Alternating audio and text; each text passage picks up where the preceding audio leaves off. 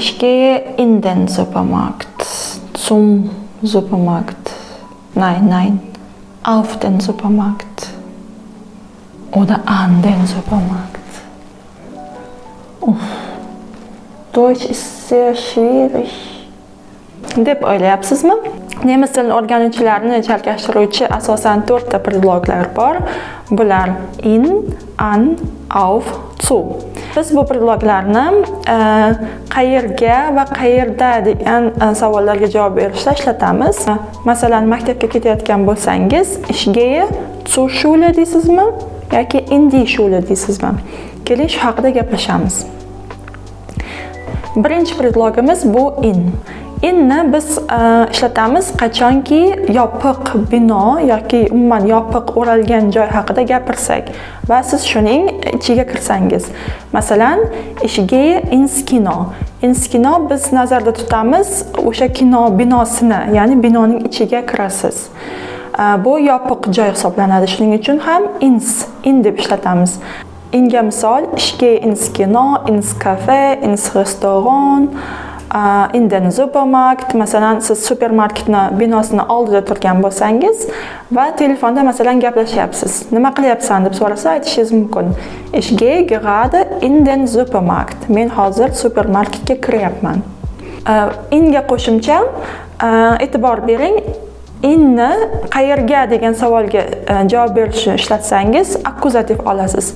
In plus akkuzativ. Masalan, ich gehe ins Kino, in das Kino. Ya'ni kino bu sredniy rod, neutrum, shuning uchun esa das qo'yiladi va u qisqarib in bilan qisqarib insga o'zgaradi. Demak, ins Kino. Lekin qayerda wo degan savolga javob bersangiz esa dativ ishlatasiz. Masalan, ich bin im Kino. Wo bist du? Qayerdasan? Ich bin im Kino. Men kinodaman. Ya'ni in dem Kino qisqaradi imga. Keyingi predlog esa bu zu. Zuni ishlatamiz qachonki 3 ta narsa asosan eslab qoling. Biron bir kishini oldiga borsangiz, masalan, ich gehe zu Anna. Anna bu ism, ya'ni inson.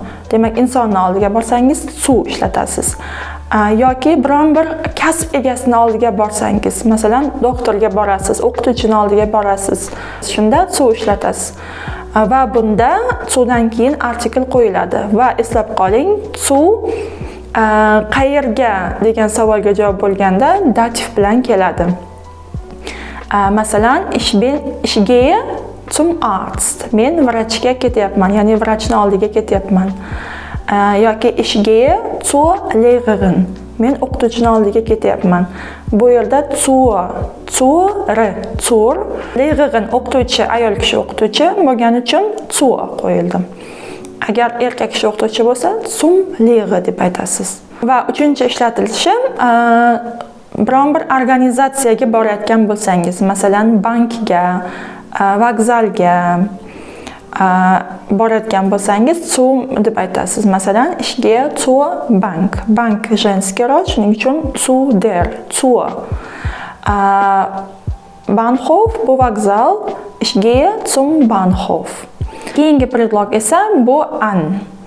Anni asosan eslab qoling, suvga tegishli bo'lgan joylar haqida gapirsangiz an deb aytasiz va anni biron bir narsaning chegarasiga borayotgan bo'lsangiz ham an deb aytasiz. Masalan, suvga tegishli bo'lgan holat. Meer, das Meer, dengiz, Strand, der Strand, bu plyaj, Fluss, der Fluss, daryo, demak shu suvga tegishli bo'lgan joylarga borayotgan bo'lsangiz an deb aytasiz. Masalan, ich gehe ans Meer, ich gehe an den Fluss, ich gehe an den Strand. Demak, bu qayerga degan savolga javob bo'lyapti. Agar qayerda degan savolga javob bo'lsa, wo bist du? Qayerdasan? Aytasiz, ich bin am Strand, ich bin am Fluss. Va hokazo. Anning chegara uchun ishlatilishi, masalan, bu stol va stolning chegarasi mana. Ich sitze gerade am Tisch. Men hozirda stolning chetida, ya'ni stolning yonida o'tiribman.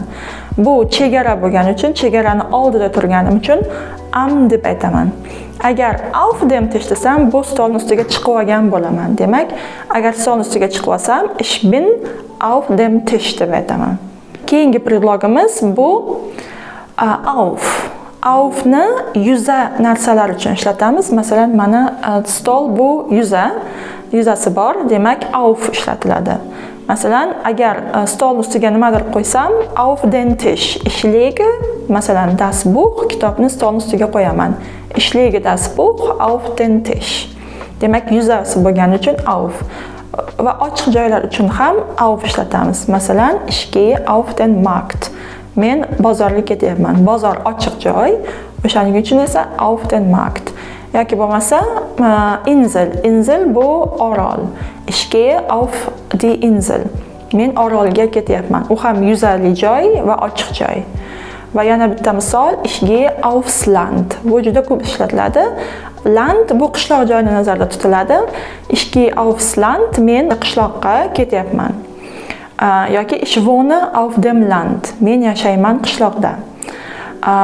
Bu ham ochiq joy bo'lgani uchun auf ishlatiladi. Agar sizlarga qoidalar tushunarli bo'lgan bo'lsa, endi quyidagi mashqlarni bajarib ko'ring.